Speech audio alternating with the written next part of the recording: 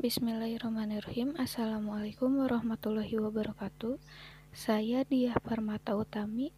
Di sini saya akan menjelaskan tentang dagu sibu. Baik, yang pertama saya akan menjelaskan tentang dapatkan obat dengan benar. Tempat pelayanan obat resmi adalah apotik. Kalian bisa membeli obat di tempat yang resmi seperti apotik, toko obat berizin, klinik, puskesmas, dan rumah sakit. Sebelum kalian membeli obat, kalian bisa konsultasi dengan apoteker untuk mendapatkan obat yang aman, bermanfaat, dan berkualitas.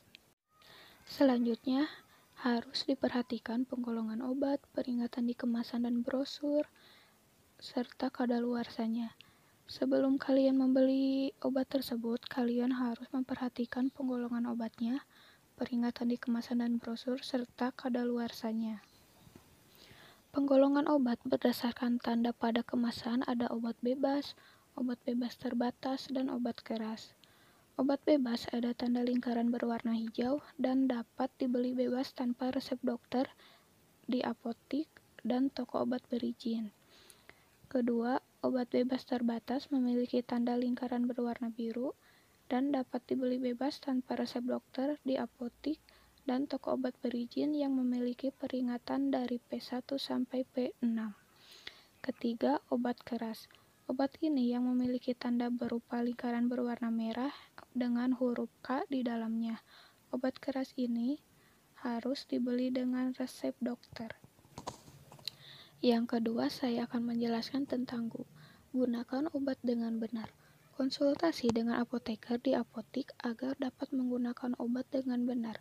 Kalian sebelum membeli obat tersebut, kalian bisa konsultasi terlebih dahulu kepada apoteker agar dapat menggunakan obat dengan baik dan benar. Sebelum menggunakan obat, kalian pastikan obat yang akan digunakan sudah betul, pastikan obat masih baik, baca peringatan dalam kemasan, pastikan apakah obat bisa langsung digunakan atau ada hal tertentu yang harus dilakukan dahulu. Gunakan obat dengan benar. Minum obat sesuai waktu. Bila Anda hamil atau menyusui, tanyakan obat yang sesuai. Gunakan obat sesuai dengan cara penggunaannya. Yang ketiga, simpan obat dengan benar. Konsultasi dengan apoteker di apotik karena setiap obat memerlukan kondisi penyimpanan yang berbeda. Tips menyimpan obat dengan benar. Di sini saya ada beberapa poin untuk menyimpan obat dengan benar. Pertama, baca aturan penyimpanan obat pada kemasan. Kedua, jauhkan dari jangkauan anak-anak.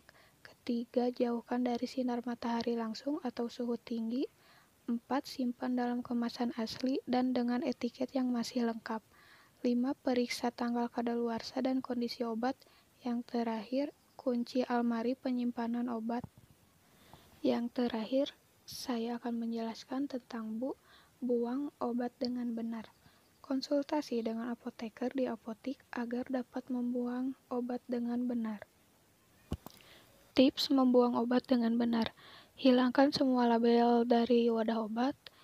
Untuk kapsul, tablet, atau bentuk padat lain, hancurkan dahulu dan campur obat tersebut dengan tanah atau bahan kotor lainnya. Kemudian masukkan plastik dan buang ke tempat sampah. Untuk cairan, buang pada kloset kecuali antibiotik yang harus dibuang bersama wadahnya dengan menggunakan label.